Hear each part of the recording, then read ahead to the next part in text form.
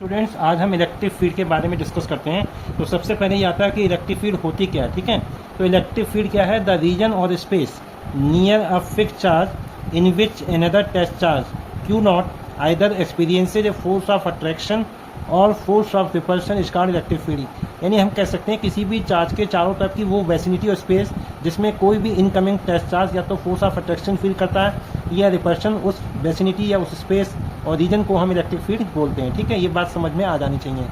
Second आता है हमारे पास इलेक्ट्रिक फील्ड इंटेंसिटी। ठीक है, तो इसको भी बड़ा सिंपल तरीकों से मीनिंग में आ जाता है। It is defined as the force acting per unit charge in the electric field. It is denoted by capital E vector.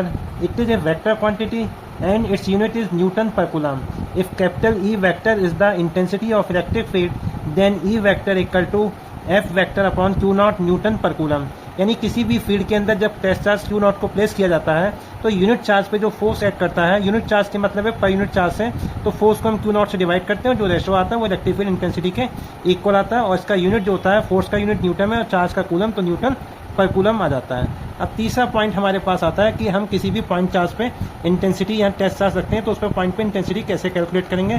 तो हमारे पास आता है electric field intensity due to a point charge. यहाँ पे ओ पॉइंट पे हमने Q charge को फिक्स रखा है और यहाँ पी पॉइंट पे test charge q naught place किया हुआ है और यहाँ से ओ का पी का जो डिस्टेंस है वो स्मॉल आर कंसीडर किया है।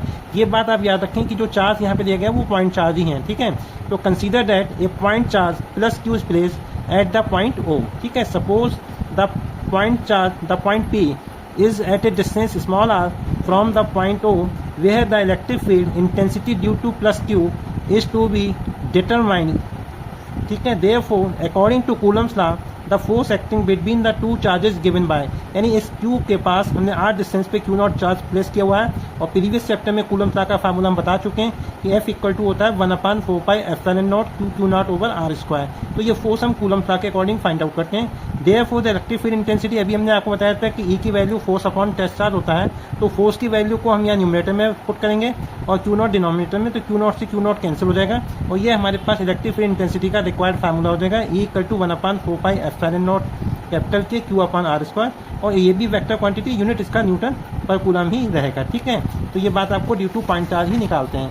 इसके बाद आ जाता है हमारे पास next point, electric field due to a discrete distribution of charge और प्रिंसिपल ऑफ सुपरपोजिशन। ये फोर्स में भी आप पढ़ चुके हो और यहाँ भी हम कंडीशन वही इलेक्ट्रिक फील्ड की बता सकते हैं। तो according to this electric field at any point due to a group of charges is equal to vector sum. ये बात याद रखें, हम एल्जेब्रिक सम नहीं है, वेक्टर सम है। Vector sum of the electric field produce by each charge individually eight that point. Her charge की हमें इंडिविजुअली फील्ड निकालनी होगी और उसका वेक्टर सम करना पड़ेगा when all the other charges are assume to be absent. यानी अदर जो अदर चार्जेज हैं उसको उस समय आप कंसीडर नहीं करेंगे। एक चार्ज देंगे तो उसकी एक फील्ड आएगी, दूसरे चार्ज की दूसरी, इन सबको सेपरेटली काउंट करेंगे और फिर जो हमारा वेक्टर लॉज है उससे हम निकाल देते हैं। ठीक है, if capital E is the electric field at the point O due to the discrete distribution of charges, then according to principle of superposition of electric field E vector equal to होगा E1 vector plus E2 vector plus E3 vector plus E4 vector plus E5 plus dot dot up to n number of other charges है तो En vector हो जाता है। यहाँ तक तो ये प्रिंसिपल ऑफ सुपरपोजिशन है। अब आता है नेक्स्ट पॉइंट जिसको मैं डिस्कस करने जाता हूँ, बोर्ड के पॉइंट ऑफ व्यू से बहुत इंपॉर्टेंट है, न्यूमेरिकल भी कहीं कहीं ये ज़्यादा हमारा वैल्यूएबल हो जाता है।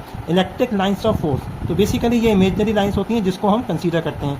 N electric lines of force is the path along which a unit positive charge would move if it is free to do so.